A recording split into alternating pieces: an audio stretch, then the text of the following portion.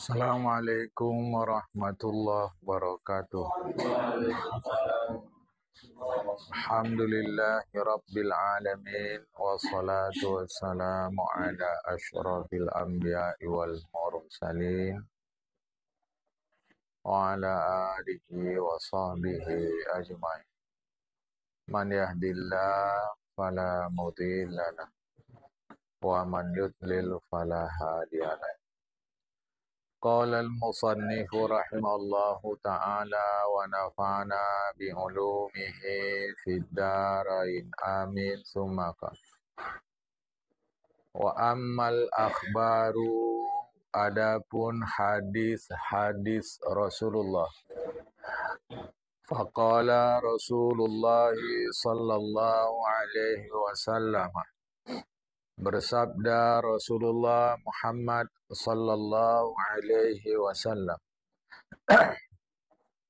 man yuridillahu bihi khairan yufaqihu fid dini wa yulhimhu rushdah. Siapa saja yang Allah inginkan kebaikan untuk dia, maka Allah buat dia faham dalam urusan agama dan Allah ilhamkan untuk dia petunjuk Allah Ta'ala. Jadi orang yang mengerti agama itu memanglah berarti orang-orang yang diberi Allah petunjuk. Wa qala sallallahu alaihi wasallam, bersabda Rasulullah, al-ulama'u warasatul anbiya'i. Bermula orang-orang berilmu itu merekalah pewaris para nabi. Kata Imam Ghazali, wa ma'lumun annahu la rutbata fawqa nubuwah wala syarafa fawqa syarafil warasati litilka rutbati. Maklum sudah bahwa tidak ada tingkat di atas Nabi. Tidak ada tingkat di atas Nabi. Dan tiada kemuliaan di atas kemuliaan waris tingkat itu. Jadi tidak ada, kita Islam yakin tidak ada di atas Nabi. Tentu yang dapat warisan dari Nabi itulah yang mulia. Bukan maksudnya warisan harta. Bukan, jamaah. Tapi warisan yang dimaksud adalah ilmu. Nabi tidak mewariskan harta, tapi mewariskan ilmu. Maka pangkat orang berilmu itu tinggi. Walau di masyarakat pangkat orang berharta yang tinggi. Pangkat orang yang punya jabatan hebat yang tinggi. Agama pun tidak menolak pentingnya harta. Kita sudah lama mengaji, harta itu penting. Agama pun tidak menolak. Orang punya jabatan tinggi, dengan jabatannya itu bisa menerapkan kebaikan. Tak menolak. Tetapi yang tertinggi adalah jabatan orang berilmu. Maka di dalam Islam luar biasa dorongan supaya orang menuntut ilmu. Seterusnya Rasulullah mengatakan, yastaghfiru lil alimi ma fis samawati wal ardi. Seluruh pengisi langit bumi minta ampun kepada Allah untuk orang-orang berilmu.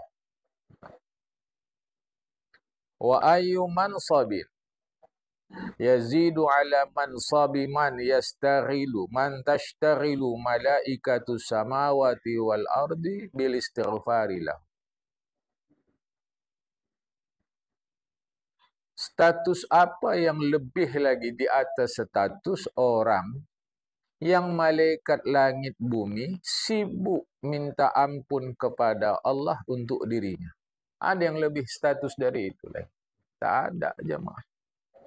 Dia orang-orang yang sibuk dalam ilmu itu, bahkan malaikat minta ampun kepada Allah untuk dia. Malaikat yang ada di bumi, malaikat yang ada di langit. Sudahlah ilmu itu, derajat orang berilmu itu tertinggi setelah Nabi, malaikat pula minta ampun untuk dia. Adakah status lebih tinggi lagi dari itu? Fahuwa masyghulun binafsihi wa hum masyghuluna bil istighfari lahu. Dia sibuk mengurus dirinya untuk menghasilkan ilmu supaya selamat dari hal-hal yang merusak dirinya di dunia atau di akhirat. Jemaah. Zahir atau batin. Jadi dia sibuk belajar supaya di dunia selamat, supaya di akhirat selamat, supaya badannya selamat, supaya jiwanya selamat. Jemaah. Jadi selamat dia dari berbagai-bagai yang merusak diri dia. Sementara malaikat masyghuluna bil istighfari lahu. Sibuk pula minta ampun kepada Allah untuk dia. Itulah yang berkali-kali saya sampaikan, sibuklah mengaji. Bukan saya salahkan kenduri. Masa kenduri salah? Orang di situ pun kita ada silaturahmi, ada menerima makanan sedekah dari orang. Itu makanan sedekah itu nilainya ibadah. Wirid, tahlil, masa salah?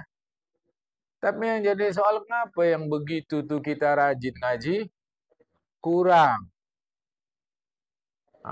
Ini aneh juga jemaah. Terus mengaji ini pula ada umum, ada khusus. Umum itu ceramah saja. Ngaji khusus malas dia datang. Ceramah senang datang. Ceramah itu ilmu juga, penting. Apalagi macam sekarang bulan Maulid, ceramah sana, ceramah sini, sehat kita, sempat kita datang. Penting juga. Tapi mengapa pas mengaji khusus tak mau? Yang lebih ngeri lagi, dari narasumbernya. Kadang narasumbernya menyampaikan pengajian 2 baris. Habis itu, rahon kemana-mana. Kan sayang. Jamaah, sayang. Ya kalau mau dijelaskan, ya jelaskan. Tapi kalau misalnya ngaji antara maghrib isya, baca 2 baris, habis itu rawon ke timur, barat, utara, selatan, sayang. Ilmu dalam Islam ini luar biasa, jamaah. Ya. Nah, jadi dia sibuk mengurus dirinya. Mencari ilmu untuk selamat dunia, selamat akhirat. Selamat zahir, selamat batin. Sementara malaikat berdoa kepada Allah, minta ampun kepada Allah atas dosa dia. Seterusnya Rasulullah katakan, Innal hikmata tazidu syarifa syarafan wa tarfa'ul mamluka hatta yajlisa majalisal muluki. Sesungguhnya ilmu itu menambah mulia bagi orang mulia. Menaikkan derajat budak sehingga dia dapat menduduki kursi penguasa. Jemaah yang dikasihi Allah Ta'ala, orang mulia sebab ilmu jadi makin mulia. Orang tak mulia sebab ilmu jadi mulia. Jemaah. Ayah dia orang mulia, mak dia orang mulia. Jadilah dia keturunan orang mulia. Kalau cara kita Medan ini, ayah ibu dia orang bangsawan. Apa-apalah gelar dalam suku Melayu. Jemaah. Dia lahir secara masyarakat sebut orang bangsawan pula. Tapi lebih daripada itu, dia mengaji ke sana kemari. Mengaji ilmu untuk keperluan pertanian, keperluan nelayan, keperluan pembangunan, mengaji untuk keperluan tafsir Al-Quran seterusnya, maka dia menjadi lebih mulia. Kota Medan kita ni perlu pengairan yang terbaik. Siapa yang kita panggil? Si Fulan, si Fulanah. Ya, yang ini nih, yang ada gelar-gelar dalam Melayu jamaah. Yang anak bangsawan itu, iya, makin mulia dia. Sebab ilmu dia. Oh, si Fulan Fulanah. Oh, yang tinggal di sini. Oh, iya. Padahal dia orang biasa saja. Jadi mulia dia. Sebab ilmu. Bukan titel ya. Saya tak cerita titel. Ilmu. Karena orang berilmu belum tentu bertitel. Orang bertitel tak mesti berilmu. Tapi keperluan zaman sekarang titel. Maka kita yang bertitel jangan kosong dari ilmu. Kita yang sudah ada ilmu, usahakan ada titel. Jamaah. Kalau cara pemerintah tu ada namanya paket. Paket A, paket B, paket C. Ada pula lagi sekarang kalau cara kuliah jarak jauh. Jamaah. Ilmunya sudah ada, tapi titelnya belum ada. Ambil titelnya. Karena penting juga. Takut kita nanti yang dipercaya orang yang bertitel tapi tidak berilmu. Sedangkan ilmu kita ada. Umur udah lewat. Cari. Kalau yang cara S1, S2, S3 yang perguruan tinggi boleh memudahkan walau umur sudah lewat. Supaya apa? Ilmu kita bisa dipakai orang. Karena orang sekarang ini kalau tak ada titel, kurang percaya dia. Ambil jamaah. Jadi kita yang orang mulia, lebih mulia sebab ada ilmu. Kita yang orang biasa bisa jadi mulia sebab ada ilmu. Ilmu itu penting, jamaah, ya. Waqad nabbaha bihada ala thamaratihi fid dunya wa ma'lumun annal akhirata khairun wa abqa. Rasulullah menegaskan buah ilmu dalam hidup dunia dan sudah maklum kita bahwa akhirat lebih baik, lebih kekal. Perhatikan kalimat, akhirat lebih baik berarti dunia baik. Bukan akhirat baik. Akhirat tidak baik. Tapi akhirat lebih baik. Lah kalau akhirat lebih baik, berarti ada yang baik. Mana yang baik itu? Dunia. Dunia baik. Akhirat lebih baik. Untuk yang baik pakai ilmu. Untuk yang lebih baik apalagi? Jamaah, pakai ilmu. Hanya ilmu pertanian kan tak lagi dipakai di akhirat. Ilmu teknik mesin tak dipakai lagi di akhir. Ilmu rekayasa cuaca. Karena kalau dibiarkan gini, petani tak bisa menanam. Jadi ahli-ahli cuaca direkayasa orang itu. Supaya daerah ini bisa menanam. Itu mana lagi dipakai di akhirat? Ilmu tafsir. Ilmu hadis. Ilmu sembahyang, ilmu puasa, zakat, dipakai lagi di akhirat? Mana dipakai? Mana dipakai? Oh, di akhirat kita belajar lagi tata cara solat sunat tahiyatul masjid. Mana ada masih di akhirat? Jadi untuk apa? Kita pelajari dia di dunia untuk kebaikan di akhirat. Kita bantu petani, kita bantu nelayan, kita bantu orang-orang dengan ilmu kita. Dapat baik di sini untuk keselamatan di akhirat. Jangan berhayal, jemaah. Ya, jangan berhayal. Ini semua nih untuk keselamatan akhirat, tetapi prakteknya di dunia. Jemaah, prakteknya di dunia, bukan di akhirat. Disebut akhirat lebih baik oleh karena Selamat, sudah. Kalau yang di akhirat masuk neraka dia, lebih buruklah bagi dia. Kalau yang masuk surga, itulah yang lebih baik. Jamaah. Nah, ini harap dimaafkan semua pakai ilmu. Cara mudah aja. Sembahyang. Pakai ilmu. Kalau tak ada ilmu, tak bisa. Kalau cara kehidupan hari-harinya, nyapu halaman tu, kasihlah yang tak pandai nyapu. Makin kotor ya. Nah, ini anak-anak kita yang tak biasa bekerja. Nah, kasihlah dia sapu, suruh nyapu halaman. Nanya nanti dia tu, kayak mana megangnya? Sapunya pendek katanya. Yang awak-awak tengok biasanya orang sapunya pakai gagang. Ini nggak ada. Macam mana? Bungkuk lah. Ya boleh bungkuk katanya. Nah, coba. Bukan dia bodoh. Bukan. Karena selama ini tidak ada ilmu tentang itu. Sederhana aja. Itu yang cerita-cerita budi pekerti zaman dulu, jamaah. Suruhnya bininya masak ikan. Kuali kecil. Ikan besar. Laki pulang, ikan belum siap lagi. Tanya laki dia, mana ikan? Ini, ya kak belum dimasak. Nggak cukup kualinya. Coba. Bukan bodoh istrinya. Bukan. Tak ada ilmu di situ. Jamaah. Tak ada ilmu dia. Meskipun nanti apa definisi bodoh, ulama-ulama, ahli-ahli beda juga. Cuma dalam hal ini sebetulnya otak dia tidak bodoh. Cuma belum ada ilmu tentang itu. Jamaah. Kata laki dia, kau potong-potong lah. Ya, boleh potong-potong. Coba.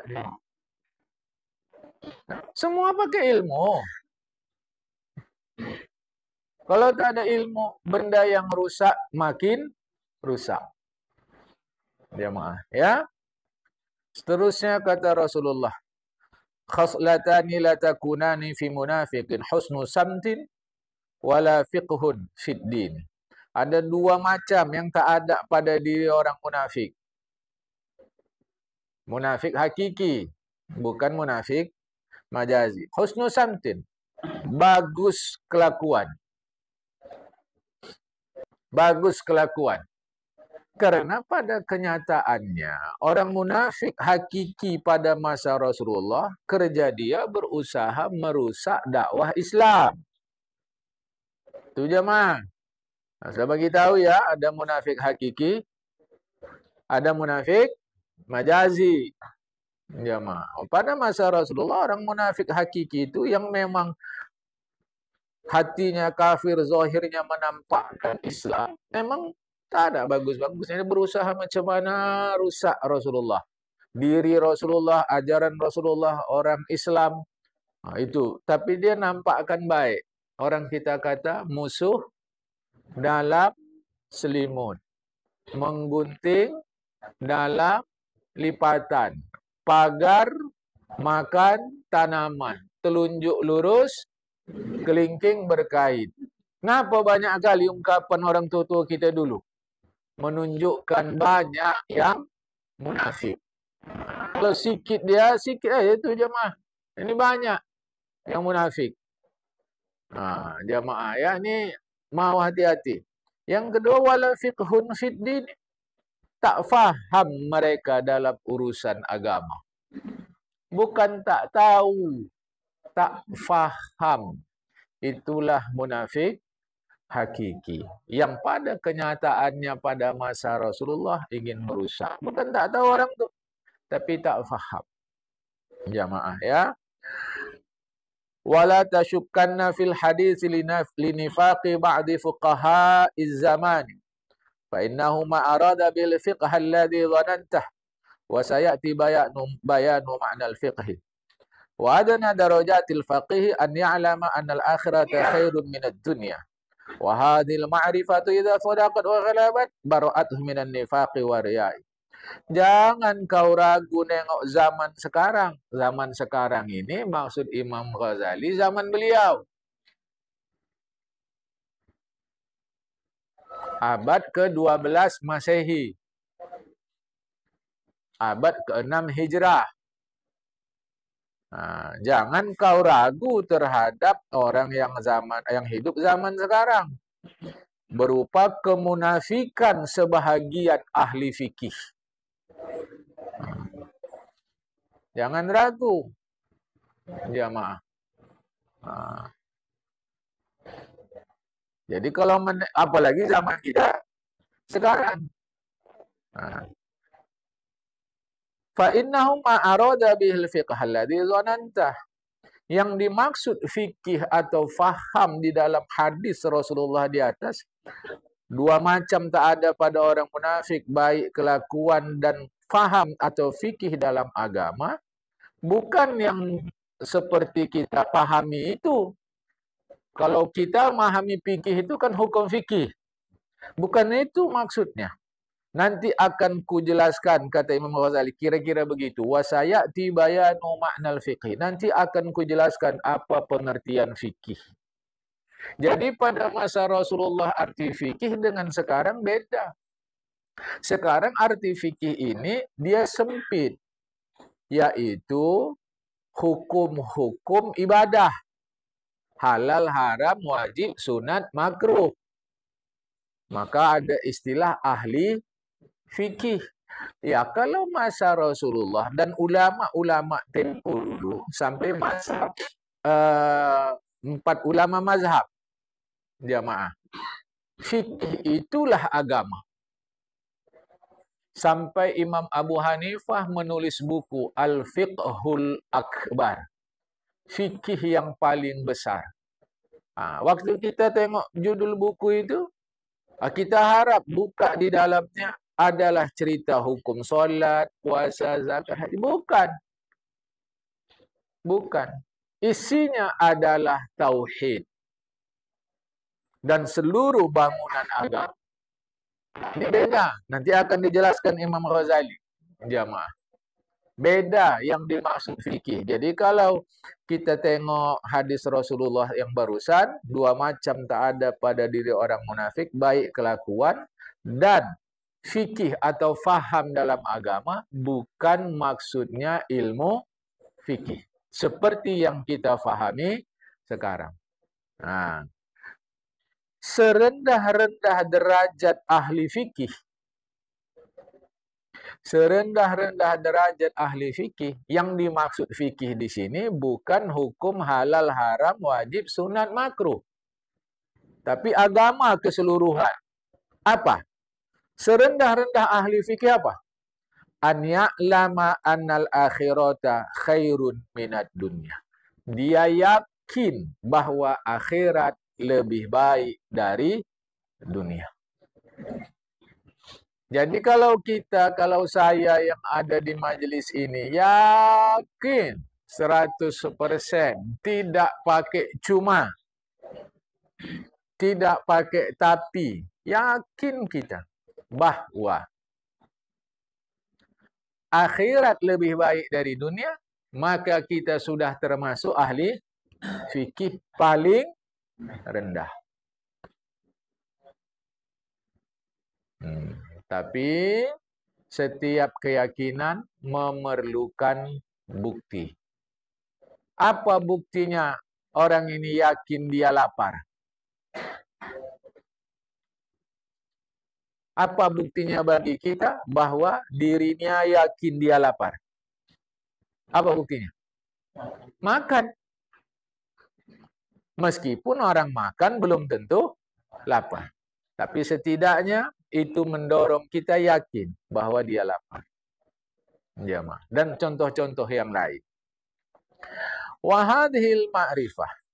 Pengetahuan ini, bahwa dia yakin akhirat lebih baik dari dunia. Idza sadaqat, apabila jujurlah pengetahuan itu ada di dalam jiwanya. Wa ghalabat, dan pengetahuan begitu menguasai diri dia, barra'athu minan nifaqi wariyai. Kata Imam Ghazali, orang itu akan dilepaskan oleh pengetahuan tadi itu dari dua, sifat munafik dan riya. Saya bilang tadi bukti. Orang kalau yakin dia akhirat lebih baik dari dunia, dia tidak akan punya sifat munafik.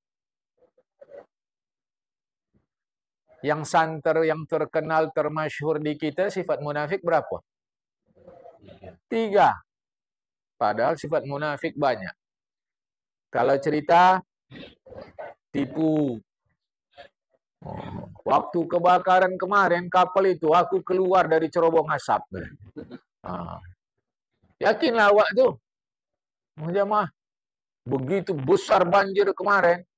Alhamdulillah, nampak aku ada daun pisang lewat. Naik daun pisang aku. Selamat, itulah kuasa Allah Ta'ala. Sibuk lawak dah cium tangan sama dia. Sibuk minta air. Kita mudah kali. Mudah kali. Macam tak main pikiran kita. Baru nanti kita, ya Allah mau. Coba dulu.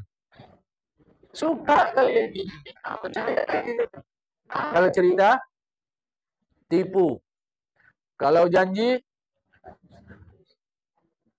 apa kalau janji?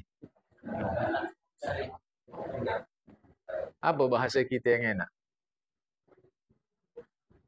Kalau cerita, dusta. Kalau janji, tipu. Lari dia. Usah takut kau. Ku sampaikannya nih sama si Pulan. Tak sampai. Mulut. Jadi kalau mau cari, tahu madu? Madu tahu madu? Tahu ya? Banyak sehat tuh kan untuk madu. Sekarang ada madu yang lebih sehat. Itulah mulut penipu. Manis sekali kalau cakap. Manis. Awak kalau udah untuk ngaji nih, kemana pun datang awak. Udah nak tutup ngaji Al-Muhyad nih, 3 kali dia datang. Ya urusan dia, memang betul. Itu kita nggak ngurus, urusan dia lah. Jangan mana kita campur urusan orang. Cuma maksud saya bagi kita, jangan manis mulut. Kalau berjanji. Lagi, kalau dipercaya, khianat. Yang lucunya kita, udah pengkhianat nih, pakai peci, dia percaya juga awak. Aduh. Dia jelas dia khianat. Nanti kalau saya terpilih, saya baguskan jalan nih. Ya, dia ulama nih. Percaya awak. Dah. Terpilih dia. Entah jalan di surga, kurasa yang diperbaguskannya. Kurasa lah ya. Di jalan. Kali kedua. Bila saya terpilih, ini jalan nih. Kita baguskan. Yang kemarin ini bukan komisi saya. Ini komisi saya nanti ini. Percaya juga. Yang bodoh siapa?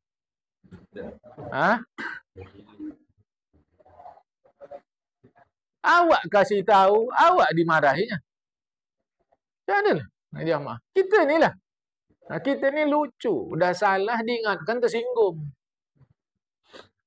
Masih percaya juga. Ya, jadi macam mana? Kalau nggak milih awak, macam mana? Lucu pertanyaan kau. Ngapa tak begitu ke sedekah? Kalau nggak sedekah awak, macam mana? Sedekahlah awak. Ngapa tak begitu ke sedekah? Lewat tabung tu tadi. Buka nanti tengok. Berapa isi dia? Kalau masih ada uang 2.000 lagi balikkan sama yang ngasih. Kejam kali. 4 jam lah. Pergi beli cilok. Berapa harga sekarang? Goceng. 5.000. Masuk surga? 2.000. Lidi. Dia maaf. Ngerti maksud cakap saya nih? Jangan salah-salah kaji. Aku dah bagi tahukan betul-betul. Dia maaf. Itu tanda munafik. Orang kalau betul ilmu dia bahwa akhirat lebih baik dari dunia, takkan jadi munafik. Takkan. Janji pasti dia penuhi. Ini kita janji tak terpenuhi. Alasan darurat. Kalah Belanda kita bikin. Kalah. Karena Belanda tu suka buat SOP. Seingatku. SOB. Panjang tu bahasa Belandanya. Jamaah. Artinya keadaan gawat darurat. Belanda sering buat. Rupanya awak tak ridho Belanda pergi. Awak sikit-sikit. Ngapa? Kau kan dah berjanji gini-gini. Ngapa? Tak bisa awak. Darurat. Jemaah. Munafik. Jadi kalau betul lah kita itu yakin akhirat lebih baik dari dunia, dan itulah serendah-rendah orang berilmu, orang ini pasti lepas dari munafik dan riya yang memfatwakan Imam Ghazali. Nah, apa riya? Kita udah ngaji. Riya bukan pamer. Riya beribadah untuk cari simpati orang. Mentang-mentang pulang haji, riya. Kemana jadinya? Jadi mau kau dia dari Kuala Namu, diam-diam aja jalan kaki malam-malam, tiba-tiba sampai rumah gitu. Ini sok kali nunjuk-nunjukkan sama orang. Manalah sok dia, memang kayak gitulah, dijemput. Kuala Namu sana, rumah dia sini. Simpang Dobi sini, Paya Rumput, misal kata. Nah, kita ini masuk mana nih?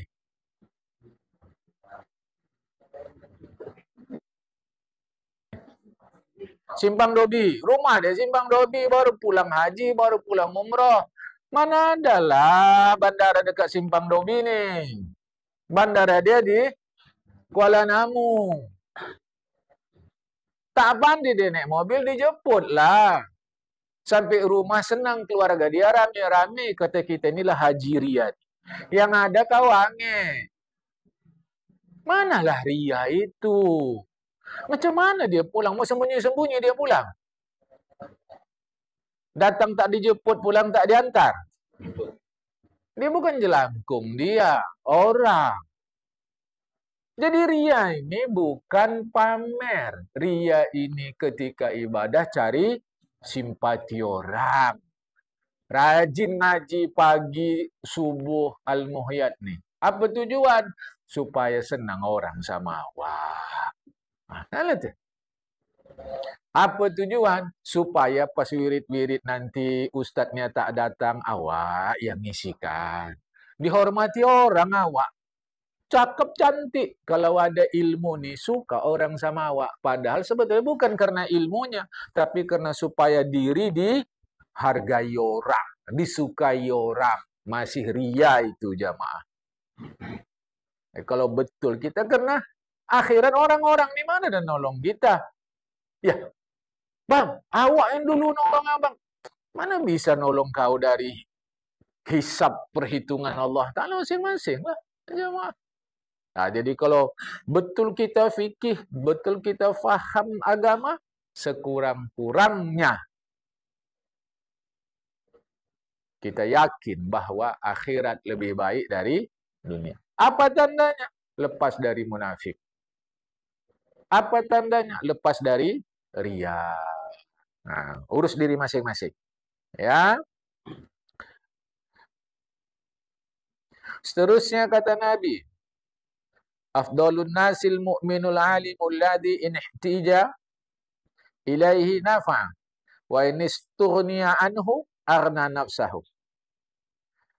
Manusia yang paling paten, manusia yang paling utama, kata Rasulullah, orang beriman kepada Allah lagi berilmu. Kalau orang perlu sama dia, bisa dia ngasih manfaat sama orang. Kalau orang sedang tak perlu, bisa dia ngurus diri sendiri. Itu dia. Besok mau kerja, malam tak sempat. Memang kerja jam 8 dari rumah. Dia ini jamaah reguler masjid itu. Habis sembahyang, zikir-zikir, jumpainya kawan sebelah. Tolonglah datang ke rumah dulu. Tak tahu aku kereta ni, mobil ni, entah bagian mana yang rusak. Ini datangnya dia ni ke ustaz apa yang ngerti mesin? Yang ngerti mesin. Ini orang yang paling baik nih, yang ngerti mesin tadi. Datanglah dia ke rumah, perbaiki. Ini orang, jika orang perlu sama dia, dia kasih manfaat. Jika pas orang tak perlu, dia bermanfaat untuk dirinya sendiri. Setidaknya kereta dia selamat. Ini ilmu. Segala ilmu lah jemaah. Bukan ilmu agama aja. Bingung awak. Dah, semua dah kumpul. Yang biasa jadi bawa wirid itu apa nama masyarakat sebut? Bilal. Ya, Bilal. Bilal awak tahu hitam. Ini orangnya putih. Bilal juga, kata kita. Itulah saking cintanya kita kepada sahabat Rasulullah yang bernama Bilal bin Rabah. Jamaah. Kan? Bukan dia orang Afrika. Orang Medan sininya. Dia yang biasa bawa wirid. Sekali ini tak ada dia. Tak ada dia, jamaah. Tapi awak tengok sudut sana, ada yang rajin. Agak-agak bisalah dia ni. Tak kita minta tolong dia. Bisa bermanfaat untuk orang ramai. Itu orang afdolun nas. Manusia yang paling baik. Paling utama. Paling afdol. Paling jempol saat itu. Kenapa? Inihtija ilaihi nafa'a. Ketika orang perlu sama dia, dia kasih manfaat. Selesai juga wirid nih. Kalau tak ada macam mana? Itu macam cerita ustaz-ustaz penceramah dulu. Tak ada Kang Bilal. Awak tengok, bisa awak ni. Pak, kata awak. Astaghfirullah, katanya. Yang lain ikut astaghfirullah. Astaghfirullahaladzim. Padahal waktu astaghfirullah, terkejut. Pikir orang bawa wirid. Astaghfirullah. Dia pun ikut semua ni. Yang jadi masalah bukan itu. Cemana cara berhentikannya. Dia tak tahu. Dia tak tahu cemana cara berhentikannya, cemana ni. Kesudahan tepuk-tepuk tanganlah dia. Berhenti. Kenapa? Dia tak ada ilmu. Ilmu apapun. Apa dipikir masak kuih lapis itu mudah? Rupanya kuih lapis ni buat selapis. Sudah keras baru tambah lagi. Gitu ya? Aku puap, masuk semua. Biniku cerita. Jadi buat dia dulu. Dah keras. Iya pula. Dalam lama kali lah buat kuih ni. Aku pikir. Makanya, cepatlah inilah awak bodoh dalam hal kuih lapis. Tapi awak pandai dalam hal memperbaiki mesin. Ini afdalun nas. Afdalun nas, jamaah. Manusia afdal, manusia utama. Apa? Orang beriman kepada Allah lagi ada ilmu. Ya dalam bidang masing-masing lah. Jamaah. Dalam bidang masing-masing. Apa tanda dia afdal? Inihtija ilaihi. Jika orang perlu sama dia, dia kasih manfaat. Inistunianu. Jika orang sedang tak perlu sama dia, ana nafsahu. Dia bisa ngurus dirinya sendiri. Ini enaknya orang berilmu nih, jamaah. Kan? Oke. Cuma kita sekarang ini sedang mengaji untuk agama lah pula. Ngaji agama, jamaah. Macam mana supaya kita tak buat dosa. Macam mana supaya kita bisa buat pahala dan seterusnya. Dah. Kata Rasulullah berikut. Al-imanu uryanun wa libasuhut taqwa wa zinatuhul haya'u wa samratuhul ilmu. Bermula iman itu dia tak pakai apa-apa. Tak berbaju, tak bercelana, tak berpeci, tak bersarung, tak berserban, tak pakai syal, kosong, tak ada apa-apa iman tu jemaah. Wa libasuhut taqwa. Pakaiannya adalah taqwa. Wah, saya sudah bagi tahu. Yang paling mudah memahami takwa itu adalah berhati-hati. Jadi tanda orang bertakwa itu dia berhati-hati. Wa zinatuhul haya'u. Zinah bedakan dari zina. Zinah bedakan dari zina secara bahasa Arab. Zinah zayyanun tabulat. Zina zainun alif. Bahasa Arab dulu, bukan bahasa Indonesia. Zinah artinya perhiasan. Zina perhubungan kelamin bukan melalui nikah. Tapi lidah Indonesia disamakannya saja. Zina, sudah. Cuma saya mau bagi tahu jemaah. Apa perhiasan iman itu? Malu. Malu. Yang dimaksud malu ini melanggar hukum Allah. Nanti Pak, acara maulid kita malam nanti, Bapak ngasih kata sambutan ya. Malu saya. Malu saya terusan. Ini bukan malu. DP. Apa DP? Demam panggung. Jamaah. Awak dulu sebutnya istilah Belanda, MC. Jamaah. Aku baca kepanjangan bahasa Belanda panjang kali. Udahlah, tak usah dihafal-hafal. MC, jamaah. Demam panggung. Tapi pas orang lain nanti jadi kata sambutan, dia ejeknya. Kata sambutan nasi kayak gitu. Kayak mana rupanya? Alhamdulillah. Wassalatu wassalamu ala rasulillah. Syukur kita kepada Allah yang mana pada malam hari ini, yang mana kita berkumpul, yang mana daripada acara yang mana maulid Nabi, masih itu aja. Dia ejeknya. Kata kita kau disuruh kemarin, malu kena iman pada Allah. Ini kau bukan malu, demam panggung. Orang naik kau ejek. Inilah nih. Orang tak berpakaian tapi ngejek orang. Itu bukan malu. Jamaah, apalah masalahnya kita naik? Tak pandai awak. Buka aib pandai. Buat aja pidato macam buka aib. Buat aja. Assalamualaikum, Alhamdulillah. Malam ni buat maulid kita ni. Ramai. Alhamdulillah kali lah. Awak tak sangka dah. Malam ni maulid. Ustaz kita, wah Alhamdulillah Ustaz pun dah datang dah. Kan anak-anak jangan ribut belakang. Ini aja yang bisa saya sampaikan ni. Makasih. Assalamualaikum. Apa masalah? Apa masalahnya apa? Tapi kalau cakapin orang, pandai.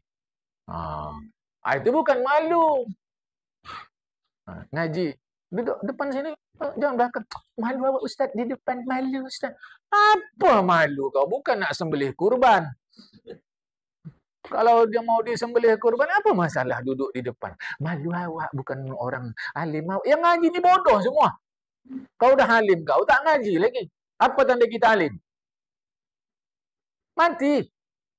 Selama orang masih hidup, masih bodoh. Ingat lagi, hadis menuntut ilmu dari buayan ke liang lahat. Jadi kapan kita tak ngaji? Mati. Kena udah pandai. Orang-orang alim tu masih ngaji tu jemaah. Masih ngaji. Aku ceritalah sikit jemaah ya. Masa saya masih tahun 90-an lagi. Itu ada masanya satu hari ulama-ulama Medan ni ngaji kepada Allah. Yarham Tuan Mahmud Syihabuddin. Gang Mendilik. Medan sana jemaah. Itu ada harinya. Tapi ada juga harinya umum. Orang umum boleh datang. Pas hari orang umum itulah saya dengan kawan-kawan cabut dari Kismulali. Ngaji ke rumah beliau. Tapi ada hari khusus seluruh ulama kota Medan ni mengaji. Sebut nama ulama yang kita tahu. Bukan ustaz. Ulama betul. Ngaji jemaah kepada beliau. Jadi keliru kalau ada orang sudah nampak kita berilmu tak ngaji. Kena Rasulullah katakan menuntut ilmu dari buayan ke liang lahat. Tahu suruh duduk depan. Malu awak, malu. Di depan yang duduk, sekali duduk dapat anggap 10 juta. Rajin awak, tak malu awak. Apa jemaah? Ini saya harus ingatkan ini. Jadi apa yang dimaksud dengan perhiasan iman itu malu? Malu melanggar hukum Allah. Itu maksudnya. Ya, saya dah bagi tahu juga. Ada malu taat, ada malu tabiat. Dah lama kita ngaji ni jemaah. Malu taat tu tak ada hubungan dengan iman. Semua orang malu. Muslim atau non-muslim. Tapi kalau malu taat sebab iman kepada Allah. Buah iman adalah ilmu. Buah iman adalah ilmu. Artinya iman itulah yang mendorong kita pergi menuntut ilmu. Jadi kalau maulah pohon iman kita berbuah, pergilah menuntut ilmu. Jemaah. Itu caranya. Pohon orang berbuah, pohon awak tidak. Kan sedih juga jemaah. Padahal pohon kita, daunnya banyak. Sedap. Awak duduk situ sore-sore. Buat pondok-pondok situ. Ngopi awak. Tambah pisang rebus. Sedap kali jemaah. Tapi sayang. Tidak berbuah. Yang depan awak tengok berbuah. Coba. Jadi apa buah iman? Ilmu. Pergi dia menuntut ilmu. Ini kita satu lagi hadis ni jemaah. Kata Nabi Muhammad SAW. Aqrabun nasi min darajatin nubuwati ahlul ilmi wal jihadi. Amma ahlul ilmi fadallun nas ala ma ja'at bihi rusulu. Wa amma ahlul jihadi fajahadu bi asyafihim ala ma ja'at bihi rusulu. Kata Rasulullah, sedekat-dekat manusia dengan derajat, dengan pangkat, dengan tingkat kenabian adalah orang berilmu dan orang menyabung nyawa. Jihad.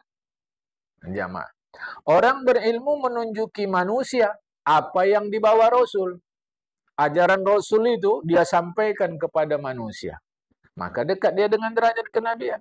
Adapun orang yang menyabung nyawa, mereka berperang menggunakan pedang mereka untuk menyampaikan, untuk melindungi, untuk menyelamatkan apa yang dibawa Rasul. Jamaah. Hadis sebut pedang, tapi bisa diluaskan maknanya. Berbagai-bagai alat perang. Jadi kalau kita tengok sejarah jamaah, orang Islam berperang menyabung nyawa itu sifatnya defensif, bukan ofensif. Fakta sejarahnya begitu jamaah. Jadi bukan kita yang memulai untuk, itu musuh orang kafir, serang. Tidak.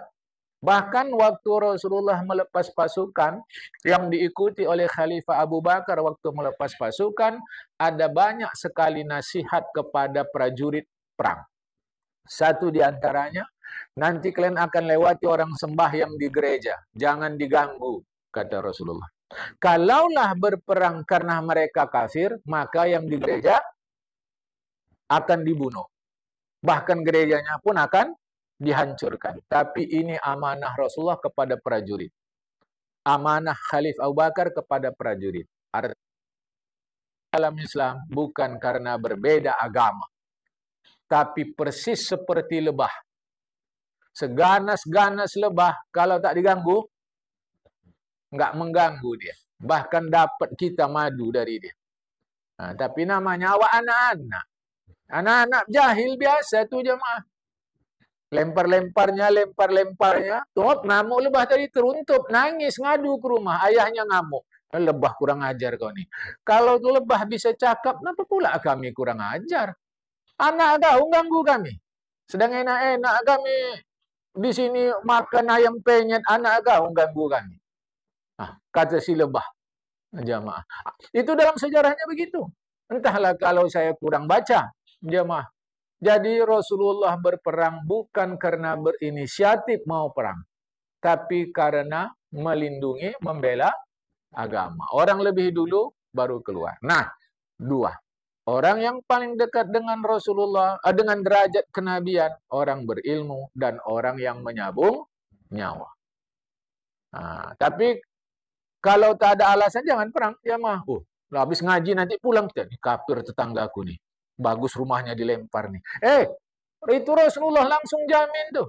Kalau ada orang-orang kafir zimmi yang tidak memerangi orang Islam, kalian ganggu, aku yang kalian hadapi. Kira-kira begitu bahasa Rasulullah. Jamaah. Tak boleh sama sekali. Orang kafir kita, tetangga-tetangga kita bukan mengganggu kita. Ini tak boleh. Jadi orang berilmu, orang yang menyambung nyawa. Ini dekat derajatnya dengan derajat kenabian. Jamaah. InsyaAllah akan datang kita sambung masih baca hadis ini.